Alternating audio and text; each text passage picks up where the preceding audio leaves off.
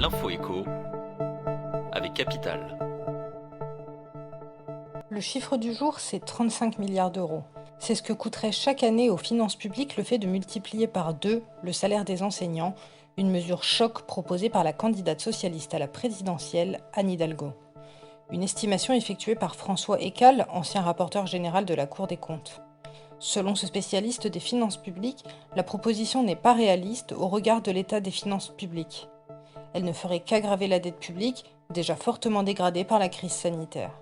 Mais le sujet soulevé par la candidate socialiste n'en demeure pas moins légitime. Depuis une dizaine d'années, le gel du point d'indice de la fonction publique a fortement diminué le niveau de vie des professeurs. Plus d'informations sur capital.fr.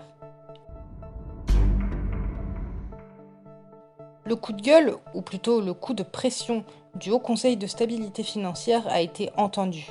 À la fin de l'année 2019, le HCSF, piloté par Bercy, avait incité les banques à ne plus octroyer de crédits immobiliers dépassant 25 ans et surtout à respecter la règle d'endettement. Un ménage n'est plus en mesure, sauf dérogation, de contracter un crédit immobilier si le poids de la mensualité, assurance emprunteur comprise, excède 35% des revenus nets. Mais les instructions ont-elles été suivies ? Oui, à en croire les chiffres publiés par le HCSF. Les prêts accordés par l'ensemble des banques du marché dérogent à ces règles pour 20,9% des dossiers. Sachant qu'une marge de manœuvre de 20% leur est accordée, ce sont donc moins de 1% des nouveaux crédits qui ne rentrent pas dans les clous. L'info pratique capitale concerne les travailleurs payés au SMIC qui vont profiter d'une revalorisation du salaire minimum de 2,2% le 1er octobre. Une augmentation mécanique qui s'explique de la manière suivante. Si le dernier indice des prix à la consommation hors tabac augmente d'au moins 2% par rapport à celui pris en compte pour la précédente revalorisation du SMIC, ce salaire est automatiquement revalorisé. Or, l'indice des prix observé en août, annoncé par l'INSEE le 15 septembre, marque une hausse de 2,2% comparé à celui de novembre 2020, qui a servi de base pour la revalorisation du SMIC au 1er janvier 2021.